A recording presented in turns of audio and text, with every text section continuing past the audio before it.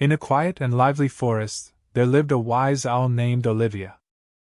Olivia was known for being very intelligent, always giving advice to all the animals in the forest. She watched the forest from the top of her favorite branch, listening to the sounds of the wind and the animals around her. One day, a little mouse named Ralph, very curious and restless, approached the big tree where Olivia lived. Ralph was very anxious because he wanted to organize a big party in the forest, but he didn't know where to start. "I'll talk to Olivia," he thought. "She always knows what to do." Ralph ran to Olivia and started talking quickly. "Hi, Olivia! I want to throw a party for all the animals, with lots of food, music and games. I want everyone to come and have fun.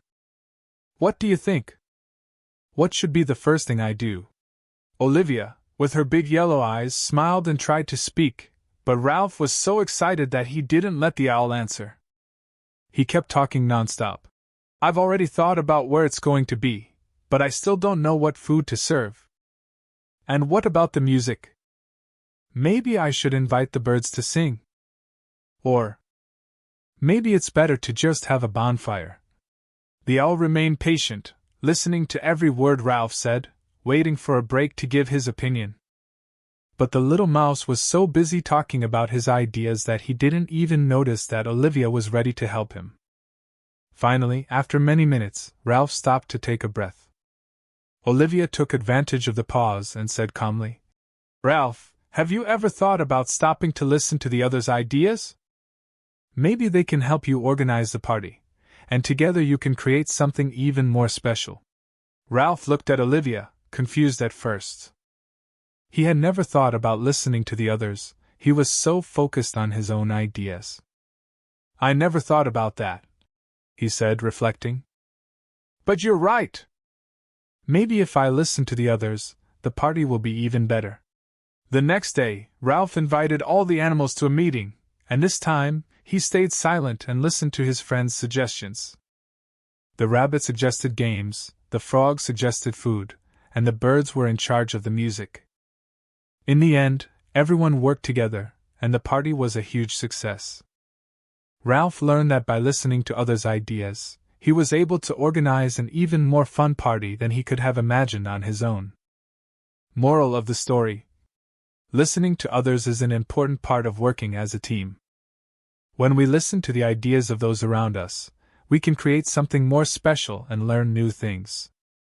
Talking is important, but listening is also a powerful way to learn and grow. If you like this story, don't forget to like the video. This helps us bring you more fun and educational stories. And if you haven't subscribed yet, subscribe to the channel and activate the bell so you don't miss any new adventures. Until next time. Clara lived in a small town surrounded by mountains, where the night sky looked like a painting filled with bright stars. It was her favorite pastime to sit in her backyard every night, just looking at that sparkling sky. Her mother would always say, "Clara, just like these stars, you also have a light inside you." Clara didn't quite understand what her mother meant, but she always kept those words in her heart. At school, Clara was known for being friendly and attentive to everyone, always ready to help.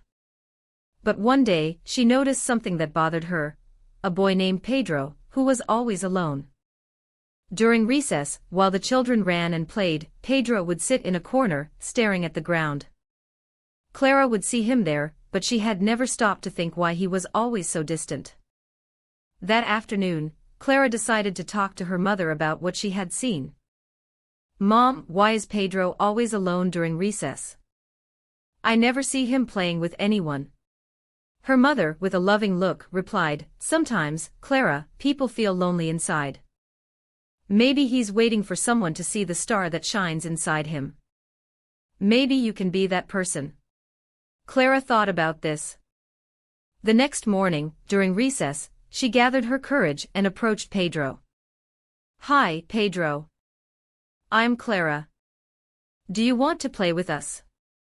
Pedro looked up, surprised. "Play? With you?" He seemed suspicious. Clara just smiled and waited. "I don't know. I never play with anyone. I guess I'm not very good at these things, he murmured, looking at his feet. Clara felt her heart tighten. She remembered a time when she felt the same way. You know, Pedro, my mother told me something really beautiful. She said that inside each of us, a star shines. Sometimes, we just need someone to help us see that light. Pedro, curious, looked up. A star inside me.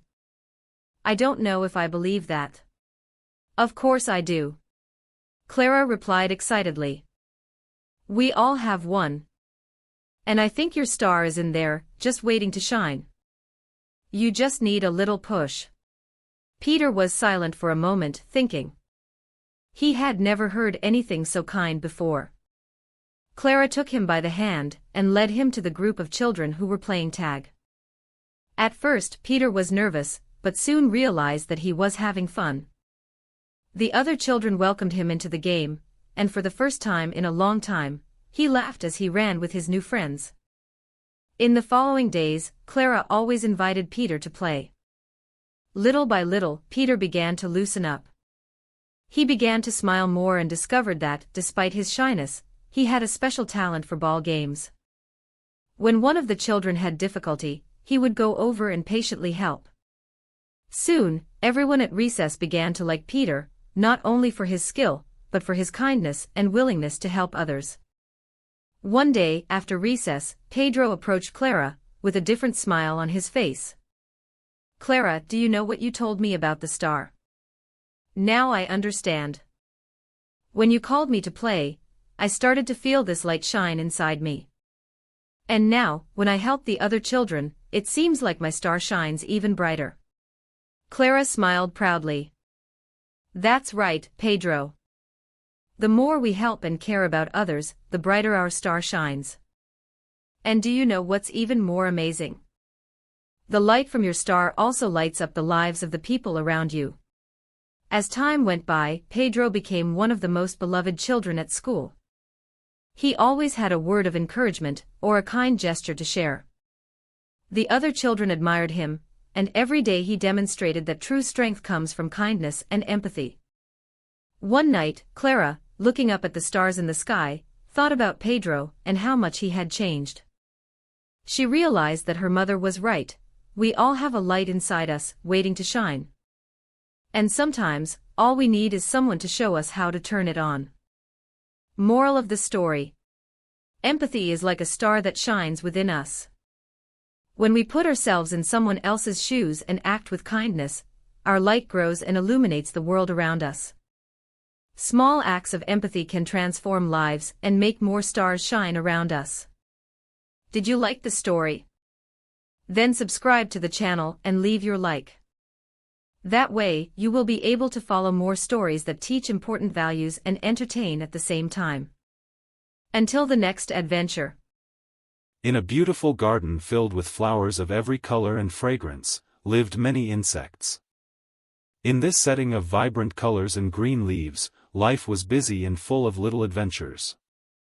Among the inhabitants were an ant named Fifi, known for her tireless dedication to work, and a butterfly named Belle, famous for her graceful wings and her gentle flight from flower to flower. Fifi worked all day long. She carried bits of leaves and food to the anthill, always attentive to the needs of the colony. Her fellow ants also worked hard, but somehow Fifi always seemed to be the most dedicated. However, in her moments of rest, while resting under the shade of a leaf, Fifi would often look up at the sky and watch Belle, the butterfly, flying freely. Belle's wings sparkled in the sun, and her flight seemed light and effortless, as if she had no cares in the world. How nice it must be to be a butterfly, Fifi thought, sighing. While I work all day, she just flies around the garden, unhurried, unencumbered. But Fifi didn't know the whole story. One day, tired of imagining, Fifi decided to talk to Belle. When the butterfly landed on a nearby flower, Fifi climbed up on a rock to talk to her. Belle, Fifi began, it must be so nice to be you. Flying around the garden, always so free and carefree. Sometimes I wish I were a butterfly instead of an ant. don't you think your life is so much better than mine? Belle, with a warm smile, looked at Fifi and fluttered her wings. Fifi, I understand how you feel, but I wasn't always like this. Before I became a butterfly, I was a simple caterpillar. I spent my time crawling on the ground, slow and vulnerable. I had to wait for the right moment to transform. It was a long process, and most of the time, I had to trust that one day I would become something more. Fifi stared at her in surprise. I had forgotten about that. You were a caterpillar, weren't you? I remember seeing you crawling around the garden, but I didn't imagine it would be so difficult. It must have been very boring and tiring to wait all that time. Belle smiled tenderly. It was difficult, yes, but patience has taught me a lot. Sometimes, the things we most desire take a long time to happen, and we need to trust that, in due time, everything will come true. You work hard, Fifi, and you may not realize it now, but your effort is building something important. Just as I waited patiently to transform, you will also see the fruits of your labor in the future. Fifi thought about the butterfly's words for a moment. Do you mean that, just as you waited to transform, I also need to be patient with my work? Asked the ant, scratching her head. Exactly, Belle replied, landing gently on a nearby flower. We all have different paths, but we all need patience to see what the future holds. You may not be able to fly around the garden like me, but the work you do in the anthill is essential for everyone. And in time, you will see that your efforts have been rewarded. Fifi was quiet for a moment, thinking. She remembered how sometimes she felt that work was tiring and never finished. But maybe she was looking at things the wrong way. You know, Belle, I think you're right. I was so busy wanting to be like you that I didn't realize that what I do is important too. Maybe I just need a little more patience to see the results. Belle smiled again. That's right, Fifi. And if you need a reminder, remember how patiently I waited to become a butterfly. Everything has its time. After this conversation, Fifi went back to her work, but this time with a new attitude. Instead of feeling like she was missing out on something by not being like Belle, she began to appreciate what she did. Every leaf she carried, every tunnel she dug, all contributed to the well-being of her colony. And, over time, Fifi began to see the fruits of her efforts. The anthill was thriving, and she knew that her work was an essential part of this achievement. Meanwhile, Belle continued to fly around the garden, but now Fifi no longer envied her. She understood that everyone had an important role, and that patience was the key to seeing the value of her own path. Moral of the story. Patience is a virtue that helps us understand the value of time and effort. Everyone has their own path, and we don't need to compare ourselves to others. What really matters is to do our best and trust that, in due time, the results will appear. Did you like this story? Like the video to help us bring you more stories like this. And if you haven't subscribed to the channel yet, subscribe now and activate the bell so you don't miss the next adventures. See you soon. Bea was a cheerful and curious girl who lived in a small town surrounded by green mountains, crystal clear rivers and colorful houses. Her life was full of adventures, always with her two best friends, Joao and Clara. Ever since they met, the three of them were inseparable. Every afternoon was a new opportunity to explore the forests around the town, play treasure hunts or invent new fantastic stories. Their laughter echoed through the streets, and all the adults knew that wherever Bea was, Joao and Clara were also close by. One day, when she got home after school, Bea was surprised with a very special gift. Her grandmother, who lived far away and didn't visit her often, had sent her a brand new bicycle. The bike was beautiful. Painted in sparkling blue, with gold details on the wheels and a little basket on the front, Bea was delighted.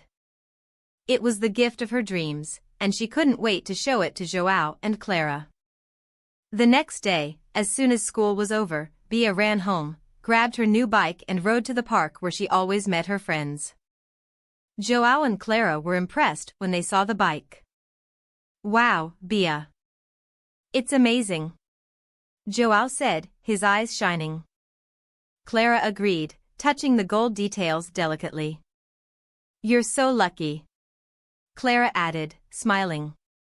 Excited, Bia started to pedal around the park, going around and around.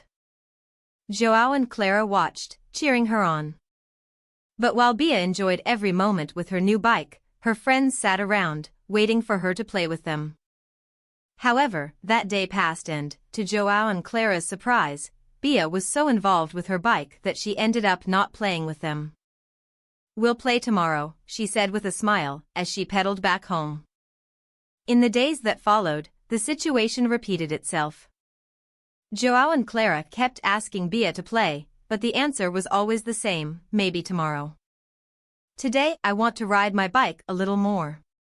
Initially, her friends didn't mind, understanding that Bia was just excited about her new gift. But as the days went by, they started to miss her playing. Bia, on the other hand, was so excited about her bike that she didn't even realize she was drifting away from her friends. She loved feeling the wind on her face as she cycled through the city and enjoyed showing everyone her new bike. But soon, cycling alone started to lose its appeal. The streets, once full of life, seemed silent without the laughter and conversations of Joao and Clara by her side. One day, while cycling through the city, Bia passed by the park and saw Joao and Clara playing hide-and-seek. They were laughing and having fun, just like they used to do when Bia was with them. Only now, Bia wasn't there. She stopped her bike and watched from afar, with an empty feeling in her chest. For the first time, she realized how much she missed her friends. That night, Bia went home feeling thoughtful. The bike that had once excited her so much no longer seemed as much fun without her friends around. She looked at the bike, leaning against the wall of her room, and sighed. "What's the point of having something so beautiful if I can't share it with the people I love?" she thought. The next day, Bia made a decision. She put her bike away and went to the park, where Joao and Clara were playing. With her heart pounding, she approached them and said, "I'm sorry, friends. I was so excited about my new bike that I forgot how important you are to me. I'm so sorry for being away. I miss playing with you." Joao and Clara looked at each other and, after a short silence, smiled at Bia. "We miss you too, Bia," Joao said, putting his hand on her shoulder. Clara added, "Friendship is much more fun when we're all together. You're always welcome to play with us." With a light heart and a big smile on her face, Bia hugged her friends. From that day on, she made sure to balance her time. Now, whenever she went out for a bike ride, she invited Joao and Clara to go with her. Sometimes, they followed her on foot, running alongside her and inventing new games along the way. Other times, they played in the park, as they always did before. The most important thing was that they were all together again. The three friends continued exploring the city, discovering new trails and creating fantastic stories. And although Bia still loved her bike, she never let anything be more important than the moments she shared with her friends.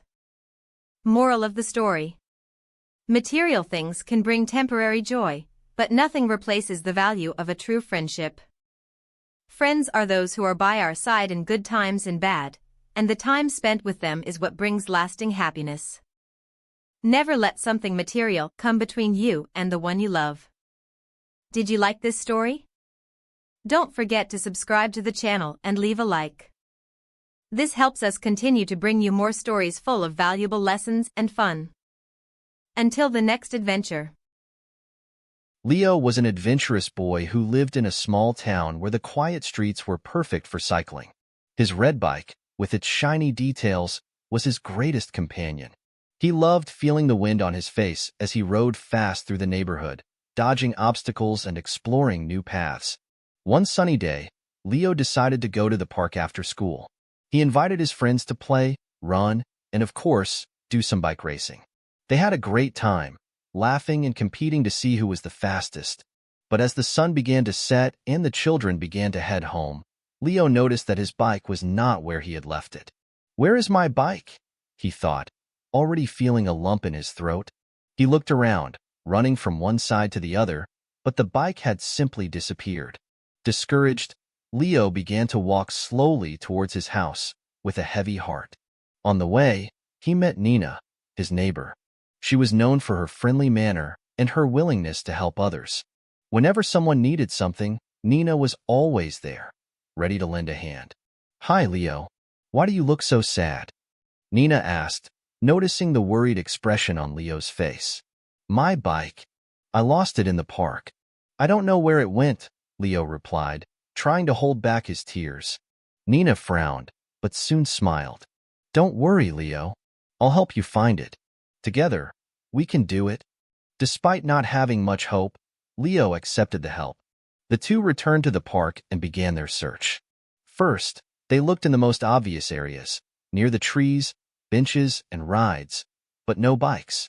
Leo was about to give up, but Nina wasn't discouraged. "Come on, we haven't looked everywhere yet," she said, determined. They walked to the opposite side of the park, where there was a small picnic area. They approached some families who were still there and asked if anyone had seen a red bike. Most people hadn't noticed, but one woman pointed it out. "I think I saw a bike near the entrance to the park, leaning against a tree." Leo and Nina ran to the spot she mentioned, and there it was. Leo's red bike, resting against a large tree. Leo couldn't believe it. He ran to his bike and hugged it like it was an old lost friend. "Thank you, Nina. You were amazing. I never would have found my bike without your help," Leo said, with a big smile of relief. Nina, smiling back, calmly replied, "I'm glad I could help, Leo. Kindness and patience always lead to something good." Leo paused for a moment, reflecting. He thought about how Nina had been tireless in helping him, even when he was about to give up. "You know, Nina, you taught me a great lesson today. I was so frustrated that I almost gave up, but you didn't. Your kindness and persistence really inspired me." The next day, Leo returned to the park, but this time, he had a new purpose. Inspired by Nina's kindness, Leo began helping his friends and even strangers whenever he could. He organized races, offered help to those in need, and even started taking better care of his own bike, making sure it was in a safe place. A few days later, Leo met Nina again at the park. He looked at her with gratitude and said, "You know, you taught me more than just how to find my bike. You showed me that kindness makes a difference. I'm going to try to be as kind as you." Nina smiled, happy to have touched Leo's heart. From that day on, they became great friends, always ready to help each other and anyone else in need. The park, once a place of fun, became a symbol of friendship and kindness for both of them. Moral of the story: kindness has the power to transform not only others, but also ourselves. When we are kind and helpful, we create strong bonds and make the world a happier and friendlier place. Never underestimate the impact of a small act of kindness. If you like this story and want to hear more adventures like this, don't forget to like the video. And if you haven't subscribed to the channel yet, subscribe now and activate the bell so you don't miss the next stories full of valuable lessons. Until next time. Lila was a very curious girl who loved to explore the surroundings of her home. Every day, she would go out in search of new adventures and spend hours walking the streets and observing nature. One day, while exploring a street she didn't usually go to, she noticed an old, rusty gate that was half open. She had never noticed that gate before and, without thinking twice, decided to go in. On the other side of the gate, Lila found a huge garden, but it was completely abandoned. The plants were dry, the flowers had wilted, and weeds were growing everywhere. What once seemed to be a beautiful and lively place was now sad and forgotten. Lila walked through the garden with a heavy heart, imagining how beautiful it must have been in the past.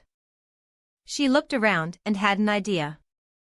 "I can bring this place back to life," she said to herself, full of determination. The next day, she returned to the garden with a watering can, some flower seeds, and a pair of gardening gloves that she had borrowed from her mother. Lila began to work carefully, pulling out the weeds that were choking the garden and watering the few plants that were still alive. At first, it seemed like an impossible task. The garden was so neglected that Lila didn't know where to start. But she didn't give up. Day after day, she returned to the garden and continued her work. Over time, the soil began to grow healthier, the remaining plants began to bloom again, and new flowers began to grow in the previously empty flower beds. Butterflies returned to the garden, flying happily from flower to flower, and birds began to nest in the trees that Lila had pruned. Little by little, the garden was once again a place full of life and color. Soon, the neighbors began to notice the change. One day, Mr. Joao, who lived next door, saw Lila working in the garden and decided to help her. He brought some gardening tools and even planted some tree seedlings. Other neighbors began to show up to offer their help as well. Dona Maria, the lady on the corner, brought flowers from her own garden to plant there, and other children from the street began to gather to play in the now beautiful and well-kept space. The garden, which had previously been a lonely and neglected place, became a community gathering place. Everyone gathered there for picnics, games, and even to help keep the garden healthy.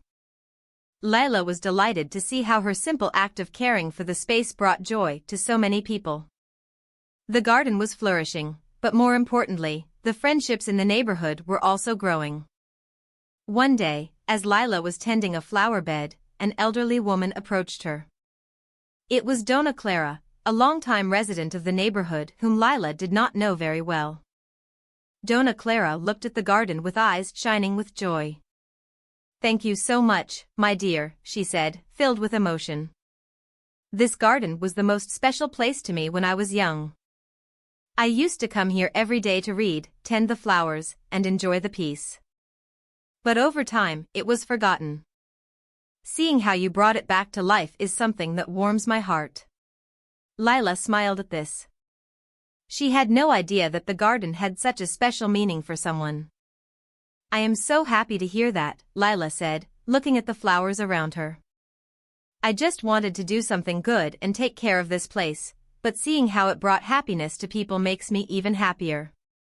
Dona Clara then told her stories of how the garden had been a gathering place for many generations of the community. People would come to tend to the plants, talk, and have fun. "This garden has always been a symbol of unity and care. You brought that back to us, Lila," Dona Clara said gratefully. As time went on, Lila and her neighbors continued to care for the garden.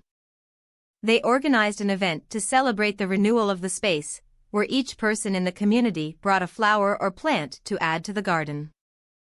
The event was a success, and the garden has never been abandoned since. It has continued to be a place of peace, joy, and unity for everyone. Moral of the story: caring for others, whether people or nature, can bring joy and unity. Small acts of kindness have the power to transform a space and the people around you. Lila learned that by caring for something or someone, she not only did good, but also brought happiness to her entire community. Caring is good for the heart and can transform the world around us. Did you like this story? Don't forget to like the video and subscribe to the channel to follow more exciting stories full of lessons. Until the next adventure. Felipe was an energetic boy with a big dream, to be a soccer player like his TV idols. He loved watching the games and imitating the dribbling and scoring of the stars, but there was one problem: he wasn't very good with the ball.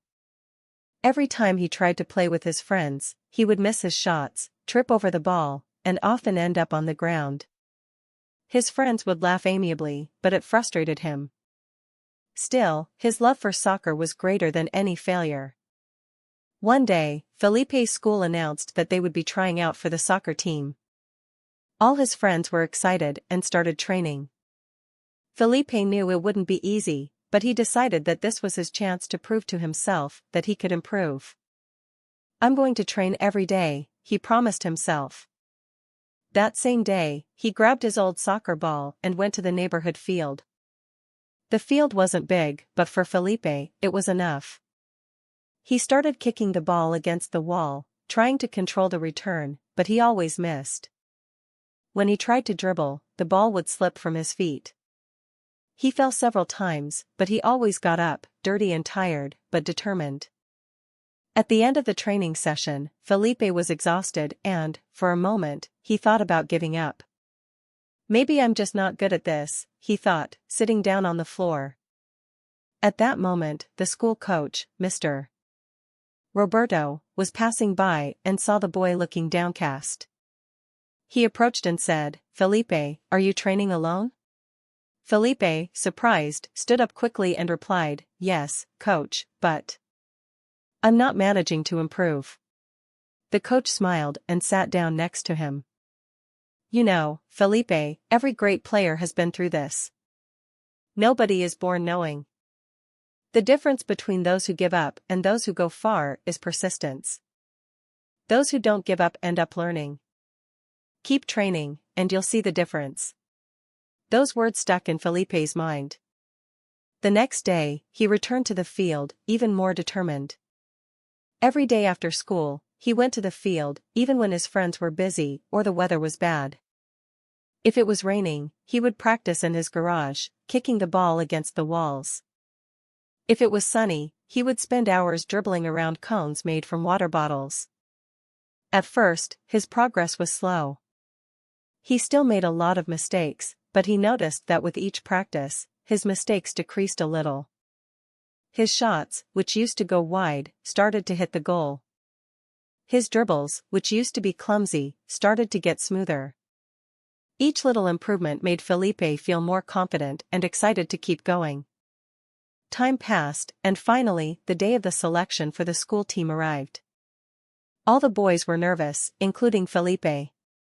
He knew he had trained hard, but he didn't know if he was ready to compete with his friends, who had always been good with the ball. The coach divided the boys into two teams and began to observe. During the game, Felipe gave his all, dribbling, passing, and trying to score goals. He still made a few mistakes, but his dedication caught the coach's attention. At the end of the practice, Mr. Roberto announced the names of those who would be part of the team, and to Felipe's delight, his name was on the list. Felipe could not believe it. He ran home and told his parents the news, who were proud of his effort and perseverance. But even though he was happy to have been selected, Felipe knew that the work was just beginning. Being part of the team meant training longer and harder than ever before. He continued to practice every day, always remembering that his improvement came from persistence.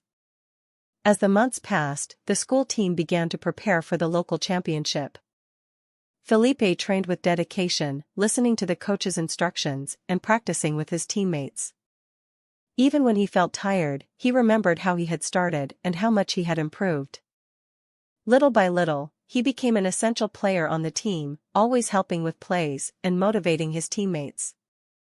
Finally, the big day of the championship arrived. The stands were packed, and Felipe's team was ready to face the best team in the city. The game started with a lot of tension. The opposing team was strong and experienced, but Felipe and his friends did not let themselves be intimidated. They played with great determination. The score was tied with just a few minutes left in the game. It was then that Felipe received the ball in the middle of the field. He looked at the goal and, in his mind, a film of all the moments he had trained, fallen, gotten up and insisted played. With a burst of courage, he began to dribble towards the opponent's goal. The players on the other team tried to stop him, but Felipe, with agility, got past them. When he got close to the goal, he gave a strong and precise shot. The ball flew as if it had wings and went into the back of the net. The stadium exploded in shouts of joy. Felipe had scored the winning goal. His friends lifted him on their shoulders, and the coach smiled proudly. "I knew you could do it, Felipe," said Mr. Roberto. But, for Felipe, the most important thing was not the goal or the victory. What he valued most was having learned that, with persistence and hard work, he could overcome any obstacle. Moral of the story: persistence is the key to achieving any dream. Even when things seem difficult, not giving up and keeping trying makes all the difference. Every effort counts, and with dedication, you can overcome yourself and achieve your goals. Did you like this story? Don't forget to like the video and subscribe to the channel for more incredible stories full of lessons. Until the next adventure. On a vibrant farm nestled among rolling green hills and fields that stretched as far as the eye could see, Gregor the rooster, known as the proudest rooster in the area, began to undergo an unexpected transformation. After his lesson in humility from the robin, the farm was never the same, and neither was Gregor. His glory days, where he stood atop the barn as the farm's biggest alarm clock, gave way to a new phase in his life. He began to see the beauty in being part of something bigger, the community. On the mornings following his voice disaster, Gregor, instead of trying to compete with the robin's soft song, began to wake up earlier to watch the sunrise. He would sit quietly in the same spot where he had always sung, but now he would watch the pink clouds and the rays of sunlight that tinted the sky orange. He breathed in the fresh air and, for the first time, felt truly at peace. There was no longer a need to impress, only a desire to appreciate the simplicity of the moment. Meanwhile, the thrush continued to sing softly, and Gregor began to see him in a new way. Before, the little bird had seemed like a threat. Now, the rooster recognized the thrush's natural and humble talent, which did not sing to be admired, but because it was part of who he was. Gregor decided that he would learn from this bird that, despite being small, had such a large and warm presence. One day, while walking around the farm, Gregor noticed that the other animals were busy with their usual tasks. But this time, he decided to pay closer attention. He saw the cow Margarita helping to feed the calves, and he noticed the effort and care she put into her work. Gregor, who had previously thought that his singing was the only thing that made the farm prosper, began to see how every task, no matter how small, contributed to the harmony of the place. In the afternoon, he walked to the garden, where the chickens were laying eggs. Gregor sat near them and listened to them talk about the hard work of caring for the eggs and chicks.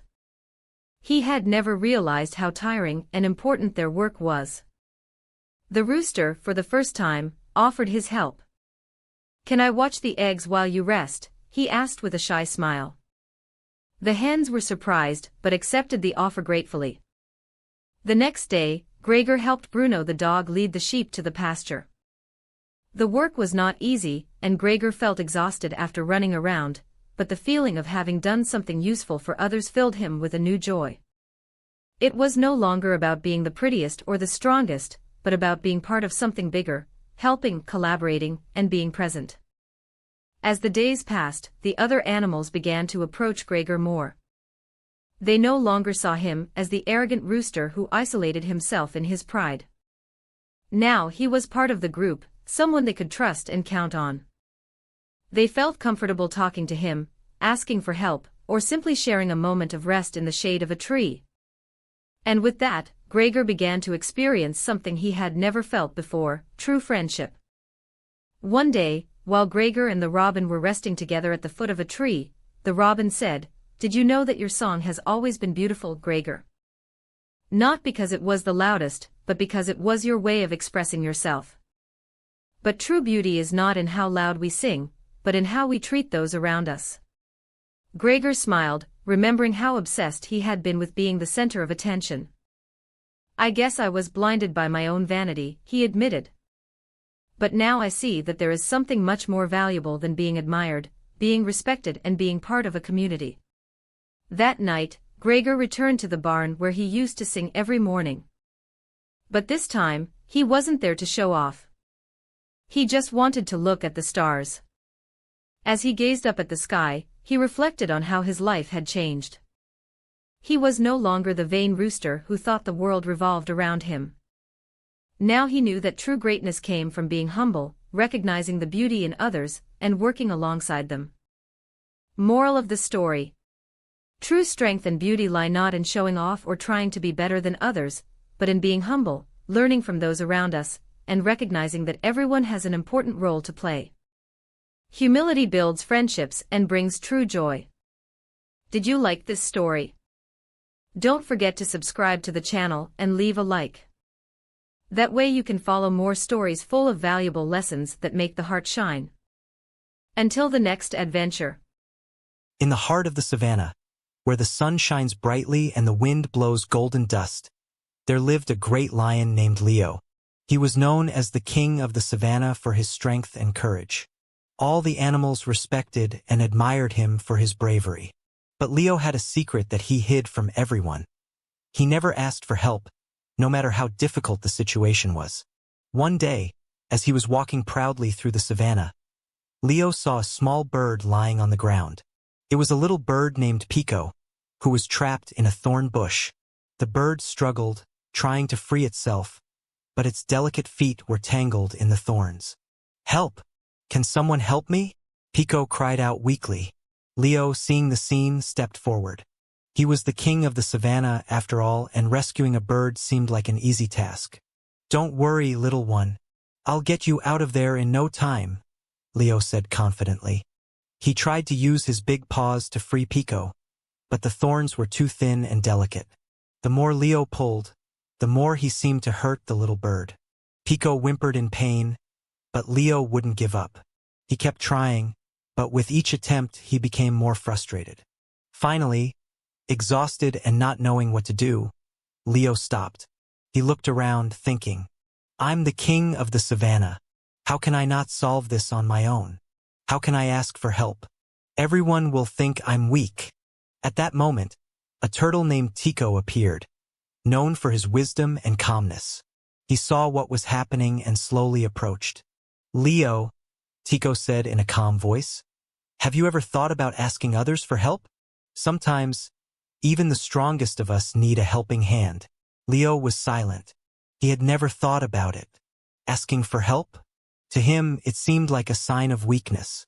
But looking at poor Pico, who was still trapped and suffering, Leo realized that maybe asking for help was the right thing to do. "You're right, Tico.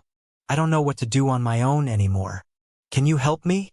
Tico smiled and, with his experience and patience, showed Leo how to use his teeth to carefully cut through the thorns without hurting Pico. Together, they managed to free the little bird.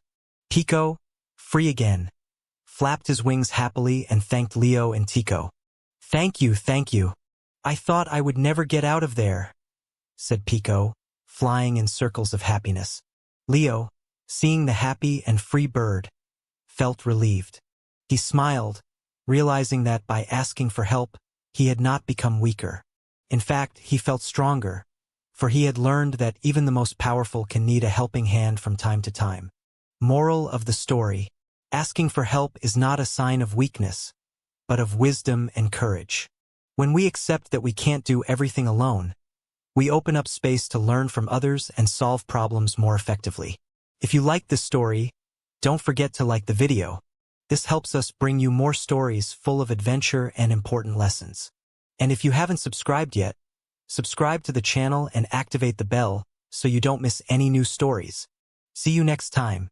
Once upon a time there was a little bird called Pippo, who lived in a beautiful forest. Pippo was known for being very excitable. He wanted everything to happen very quickly. If a flower was about to bloom, he would fly to it every day, hoping that it would happen soon. If fruit was growing on trees, he would get impatient and wish for them to ripen immediately. One day, Pippo heard about a special tree that produced the sweetest fruits in the forest, but these fruits took a little longer to ripen. He was very excited and decided that he would wait for them. "We shouldn't take so long," thought Pippo. So, he went to the tree and saw little green fruits starting to grow. The first day he waited patiently, but nothing happened. On the second day, Pippo began to feel restless. "Why don't these fruits ripen soon?" he thought. On the third day, he was already flapping his wings in frustration. "This is absurd. I'm leaving because these fruits will never be any good." At that moment, an old tortoise named Mrs. Casilda appeared. She, who was walking quietly through the forest, heard Pippo complaining. "Hello, Pippo," said Mrs. Casilda.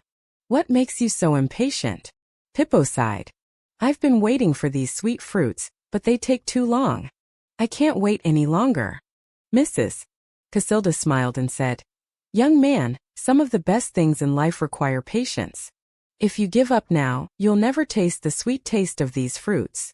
Pippo thought for a moment. He really wanted to try the fruits, but the wait seemed endless. What if they never ripen? He asked anxiously. Mrs. Casilda calmly replied, everything has its time. Fruits ripen when they are ready, not when we are ready to eat them. If you are patient, you will be rewarded. Pippo decided to give it one more chance. Instead of getting frustrated, he began to enjoy the time he spent near the tree. He looked at the flowers around him, listened to the other animals, and slowly became calmer. A few weeks passed, and finally one day, Pippo looked up and saw that the fruits were big, red, and shiny, ready to be picked. He happily flew over to them and tried one. The taste was incredibly sweet, much better than he could ever imagine. Pippo smiled to himself and remembered Mrs. Casilda's words. She was right, he thought. It was worth the wait. Since then, Pippo has learned that not everything has to happen quickly. Sometimes the best things come to those who have patience. If you like this story, don't forget to leave a like. This helps us continue to offer you more great content. And if you're not part of our community yet, subscribe to the channel and turn on the bell so you don't miss out on anything new. We're always here with new stories, songs, and more. At the bottom of a crystal-clear lake lived a little fish named Tito. Tito was curious and dreamy. He liked to swim around the lake and meet different animals. But despite being happy, Tito had one great desire. He wanted to fly. Every morning, Tito would look at the birds that flew over the lake, flapping their wings and flying through the blue sky. Ah, how wonderful it must be to be able to fly so high, he thought. Tito imagined what it would be like to feel the wind blowing on his face and see the world from up there. One day, Tito decided that he would learn to fly no matter what. He started jumping out of the water, flapping his fins as if they were wings. But no matter how hard he tried, he couldn't stay in the air. He fell back into the water every time, becoming increasingly frustrated. The other fish began to notice Tito's strange behavior. "What are you doing?" asked the carp Dona Lila. "You're a fish, Tito. We are made to swim, not to fly." But Tito didn't give up. He spent most of his days trying to jump higher and higher. This continued until a bird named Zaza landed near the edge of the lake and noticed the little fish's efforts. "Why do you want to fly so much?" Zaza asked curiously. "Because it must be amazing," Tito replied. "I want to see the world like you do. Feel the wind and be free in the sky." Zaza smiled gently. "I understand your desire, but we all have different abilities. Have you ever stopped to think about how amazing it is to be a fish? You can swim freely throughout the lake, explore underwater caves, and see things that I could never see. I can't swim like you." Tito became thoughtful. He had never stopped to think about his own abilities, because he was so focused on flying like the birds. At that moment, Tito realized that he already had something special. His ability to swim, explore the lake, and see the underwater world. "You're right, Zaza," said Tito. "I was so busy trying to be like you that I didn't realize how amazing it is to be a fish." Zaza nodded. "We all have our own unique qualities. We don't have to be like everyone else to be special." From that day on, Tito stopped trying to fly and went back to doing what he did best: swimming. He explored the lake with a new joy, appreciating every nook and cranny that only a fish could see. Tito now understood that he didn't have to be like the birds to be happy. He had his own place in the world with his own skills and beauty. Moral of the story: each of us has unique and special abilities. We don't have to be like everyone else to be happy. Learning to value who we are and what we can do is the real secret to happiness. Did you like this story? Then don't forget to leave a like to help us tell more cool stories like this one. And if you haven't subscribed yet, subscribe to the channel and activate the bell so you don't miss any new adventures. Until next time. Once upon a time, there was a river called Blue, which flowed happily through a large forest. It was known for its crystal-clear waters, where little fish swam happily and animals came to drink every day. Blue loved how clean and refreshing it was, and he was very proud of its beauty. The children from the nearby village loved to play on its banks and swim in its cool waters. But over time, something began to change. People from the village began to throw garbage on the banks of the river. Plastic, bottles, and food scraps accumulated in Blue's waters, and he began to feel very sad. The waters, that had once been crystal clear, were now dirty and heavy. The little fish began to swim away, the flowers that grew on the banks withered, and the children stopped playing in the river. One day, Blue could take it no longer and, with a big sigh, said, "I don't want to be dirty anymore. I want to be clean again, like before. But how can I do that? I can't do it alone." The trees, hearing Blue's lament, shook their leaves in solidarity, but they did not know how to help. The birds, who used to sing happily near the river, were saddened to see the trash floating in its waters. Then one morning, a little girl, named Clara, who loved to play near the river, was walking through the forest. She saw Blue's sad state and, worried, decided to take action. "This can't go on like this," thought Clara. She ran to the village and told everyone about the state of the river. "If we keep throwing trash into the river, we won't have a place to swim and play anymore," she said. The villagers, touched by Clara's words, realized that change was needed. They joined together in a huge effort, bringing bags and tools to clean the Blue River. The children collected plastic, the adults removed branches and debris, and even the forest animals seemed to collaborate, helping to restore the river's beauty. After days of hard work, Blue finally returned to the clean, crystal-clear river it once was. Its waters sparkled in the sun, the fish swam happily again, and the flowers on the banks bloomed again. Blue sighed with relief. Now it was a clean and proud river once more. The children started playing and swimming in its waters again, and Clara, the girl who made it all happen, became the river's guardian. She and her friends created posters and spread the word so that no one would throw trash into Blue anymore. Everyone learned that if they took care of the river, it would always be there to refresh and cheer them up. And so, the Blue River lived happily ever after, with the promise that nature and humans could live in harmony if everyone did their part. Moral of the story: we must take care of the environment, because nature is our home. Throwing trash into the river or on the streets harms not only the animals, but also ourselves.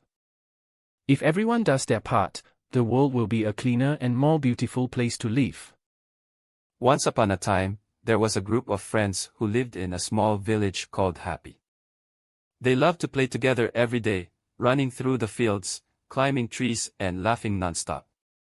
The friends were very different from each other. Leah was calm and liked to read books. Pietro, full of energy, loved to play ball, and was creative and spent hours drawing. And John, very curious, wanted to find out how everything worked.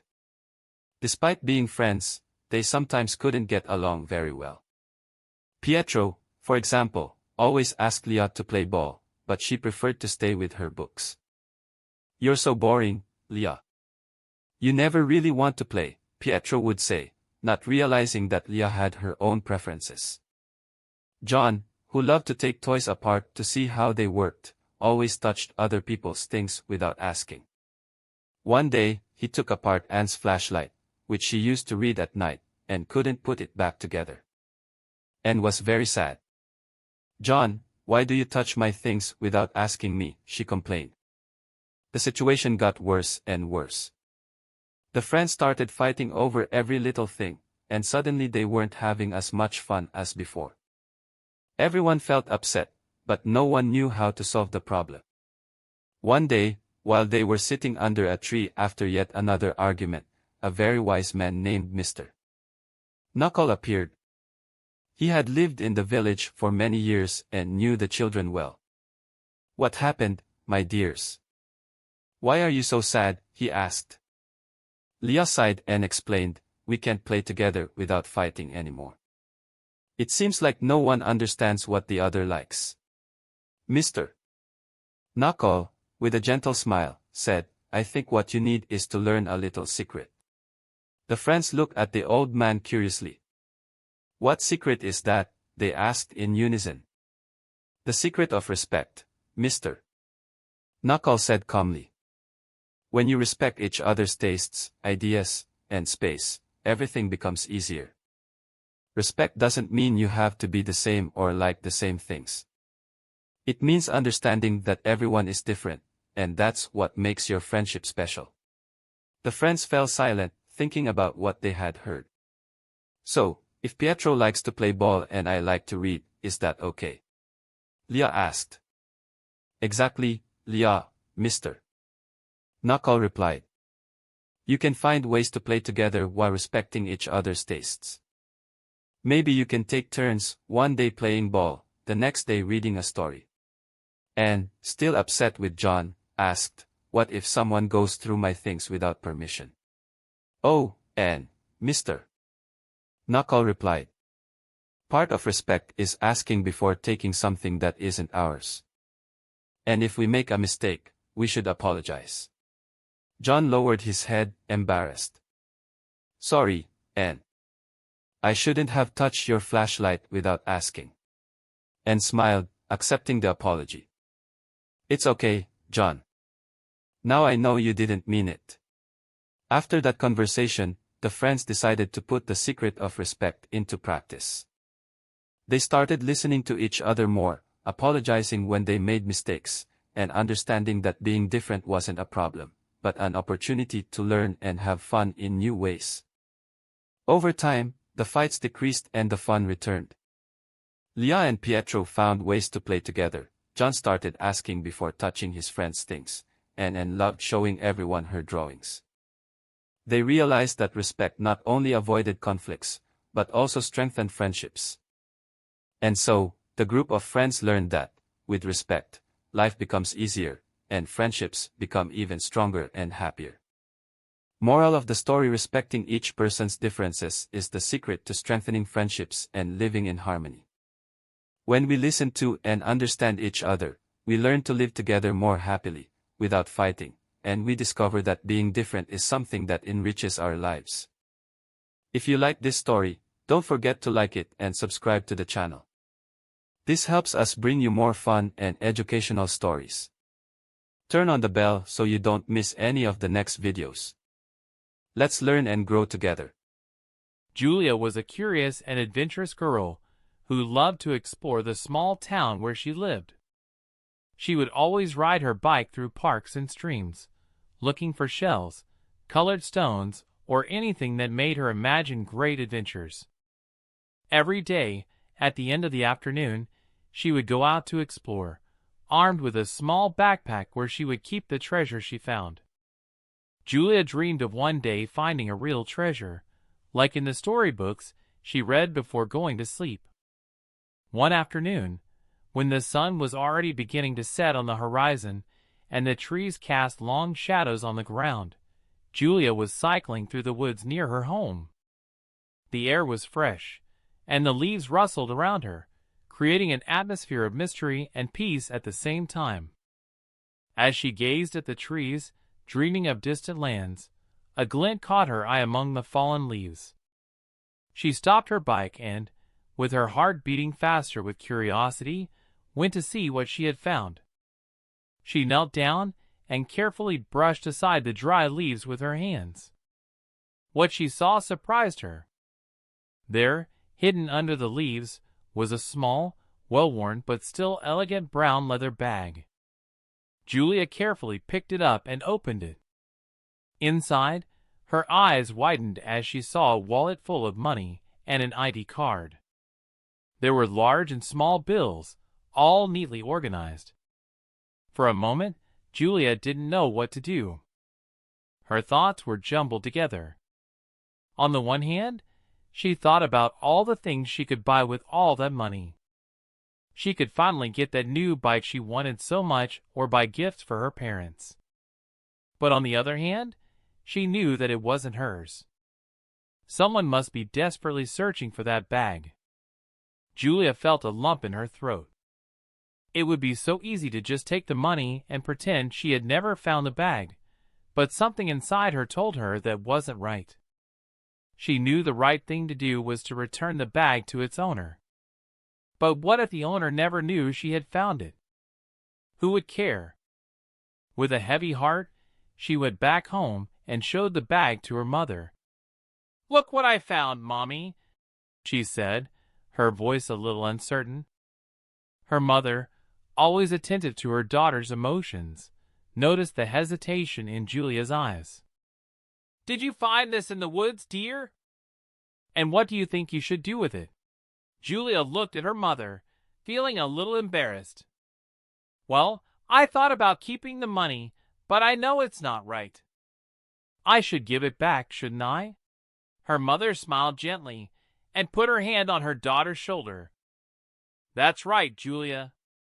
When we do the right thing, even when no one is watching, we feel peace in our hearts. And you are making the right choice." Julia smiled back. Knowing that her mother was proud of her was a reward in itself. The next day, they went to the police station together to hand over the bag. The police officer who answered the phone was impressed by Julia's attitude. "Not many children would do what you did, Julia. I'm very proud of you. We're going to find the owner, and he'll be very grateful." A few days later, Julia was playing in the garden when the phone rang. It was Mr. Ricardo, the owner of the bag, who had finally been found. He wanted to thank Julia personally and asked to meet her at the park. That weekend, Julia and her parents went to meet Mr.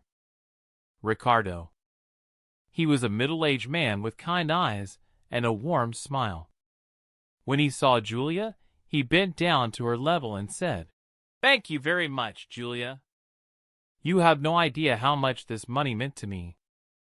I was saving it to pay off a big debt, and when I realized I had lost the bag, I was in despair.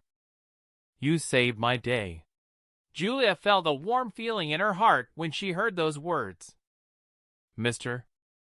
Ricardo took a small envelope from his pocket and handed it to her. "I would like you to accept this as a thank you. You deserve it for your honesty." Julia opened the envelope and saw that there was some money inside.